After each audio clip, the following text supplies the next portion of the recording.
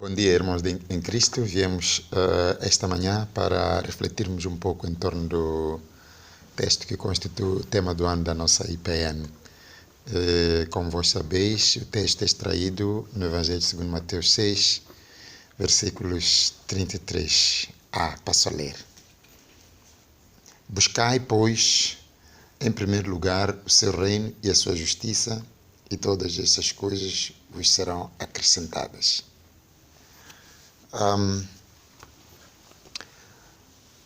Buscai o reino de Deus e a sua justiça. Buscar tem como seu sinônimo procurar, pesquisar, ir ao encontro, trazer, encontrar. Agora, o reino de Deus refere-se ao direito legal que Deus detém de governar todas as coisas. O reino de Deus é a extensão do ser de Deus.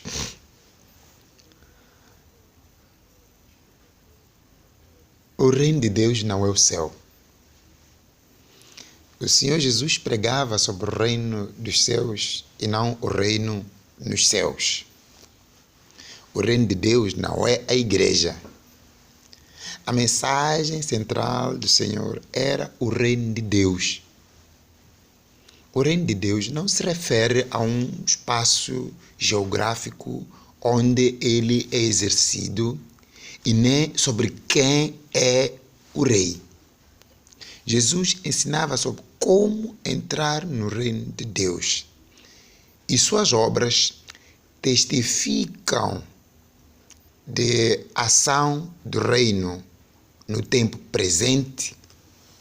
Todo o ministério de Jesus estava fundamentado na ação escatológica. Quando Jesus ensina na oração do Senhor, vem o seu reino, Jesus se referia numa perspectiva de consumação deste reino, conforme Apocalipse 21:3. Quando o reino é estabelecido, ele é resumido na presença de Deus. Lá os Salmos 103, versículo 19, também faz menção. O reino é o direito de governar, é o domínio de Deus. O reino é inaugurado pelo Senhor. Ele tem uma dimensão que opera até aos nossos dias. E ele será realizado na segunda vinda ou aparecimento do Messias, conforme as Escrituras ensinam. A parábola de Lucas, nos seus capítulos 19, versículos 11 e seguinte, ensina-nos sobre o seu trabalho na primeira vinda messiânica. A parábola de um homem que veio para uma nação, tanto Lucas 11, 20, evidencia que o reino havia chegado. O reino de Deus não consiste em palavras, mas em demonstrações de poder. O reino de Deus estende-se de eternidade a eternidade. É no passado, no presente e no porvir, segundo Salmo 145. No presente trecho, Jesus ensina a controlar nossas emoções na busca incansável do básico, o alimento, a água e o vestuário. Jesus argumenta em prol da cura de nossa ansiedade. É uma emoção caracterizada por um estado desagradável de agitação interior, muitas vezes acompanhado de comportamento nervoso. É o sentimento desagradável de terror por eventos antecipados. O medo é uma resposta a uma ameaça real ou percebida, enquanto que a ansiedade é a expectativa de uma futura ameaça. A ansiedade, da qual repetidas vezes é referida neste texto de Mateus, se começarmos pelo versículos 24, é um sentimento de inquietação e preocupação, geralmente generalizada e sem foco. Jesus, apercebendo-se da inquietação que pairava sobre os seus discípulos ou sobre a comunidade de sua época, deixa uma lição para aquela época, lição esta que é aplicável para os dias de hoje e particularmente para a nossa igreja e para nós.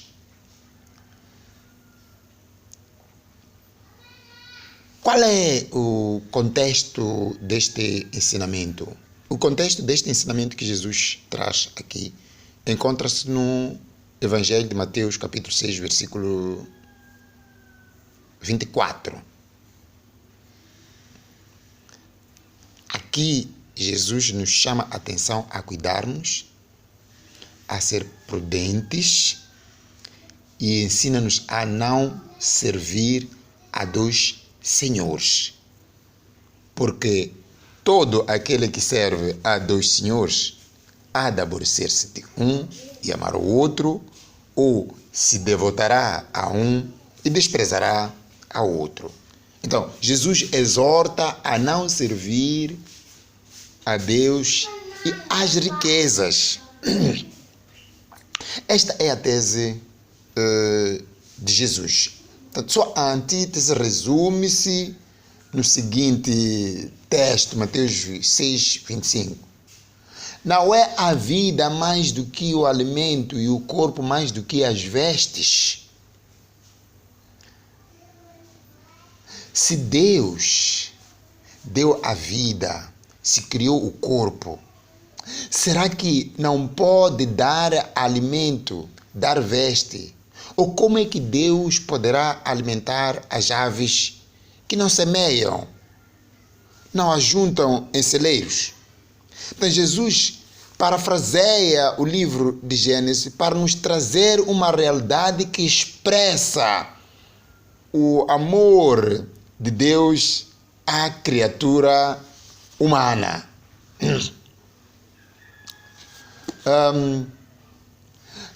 Deus confere ao homem e revela que Deus, tanto que Ele ama de maneira incomparável. Se não vejamos, ninguém é confiado a uma missão tão sublime como a de sujeitar a terra, domínio sobre os animais, na sua generalidade, sem que o seu Senhor o ame. E este ame-o também. Quando o nosso Senhor atribui a missão a Pedro em João 21, 15 e seguinte, esta é uma missão que se confia a alguém que tenha amor sobre si. Podemos ver nas várias perguntas que o próprio Senhor Jesus faz a Pedro antes de o incumbir a missão. Tu amas-me mais do que tudo. Então, uma das condições para que Deus, para que Jesus atribua uma missão, passa necessariamente de nutrir um certo amor por eles. Não dá ou não confere uma missão à toa. Então, se Deus deu a vida, se criou o corpo, será que não pode dar alimento e dar vestes? Jesus vai mais longe. Ao comparar o homem mais rico da época, o rei Salomão, cujas suas vestes não se compararam com a erva daninha, antangue. Portanto, a erva daninha foi vestida de uma maneira que transcende a todas as expectativas daquilo que era o esplendor do rei Salomão. Então, se Deus veste a erva do campo, que segundo o profeta cita que ela seca, ela morre, lá para os Salmos 48, 10. E vocês, homens, que representam a criatura amada de Deus, que sois feito à imagem e semelhança de Deus. Como Deus pode deixar de os vestir? Como Deus pode deixar de vos conceder o alimento necessário? O versículo 31 inicia com uma conjunção que indica a necessidade de relacionamento no que diz respeito à ansiedade, ou seja, ao controle de emoções. Não vos inquieteis. Fernando? Mungaeli mbilu. Mungaeli mbilu. Alimentem a esperança, confiem no Senhor, provedor de todas as coisas, pois Ele é poderoso, somente pela palavra criou.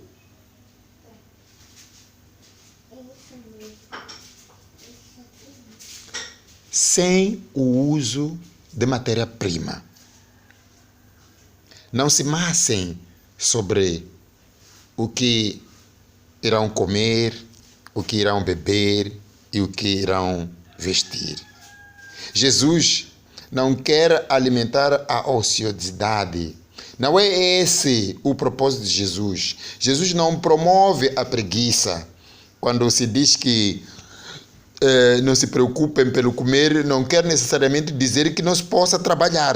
Jesus é coerente nos seus ensinamentos. Seria uma total contradição com o que Deus diz lá no início, lá no livro de Gênesis, quando diz que comerás do teu suor. O comerás do teu suor pressupõe que teremos a comida com base num trabalho, com base algo, a comida não virá. Porém, isso não descura a possibilidade transcendental de Deus de prover o alimento.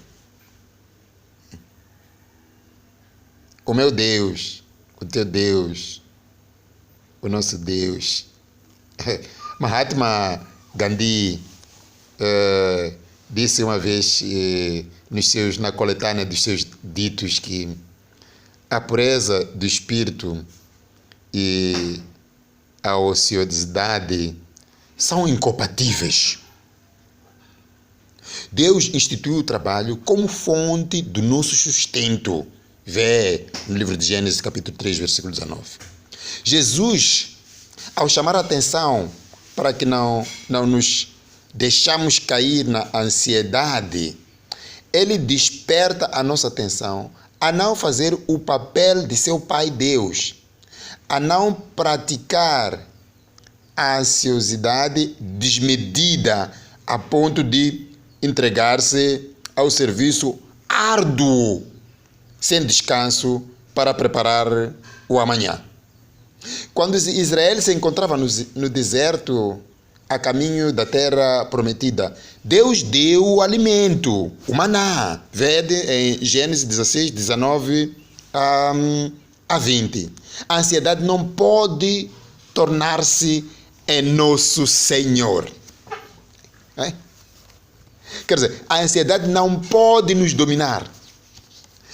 Não podemos nos tornar viciados na busca incansável do que comer, do que beber, a ponto de perdermos o tempo de adorar, orar, chamando a presença de Deus no nosso meio. É esta matéria que Jesus traz para nós.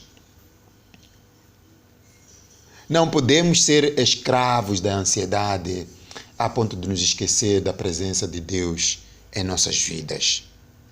Por isso, buscai a Deus e a sua justiça, e o resto vos será acrescentado. Amém.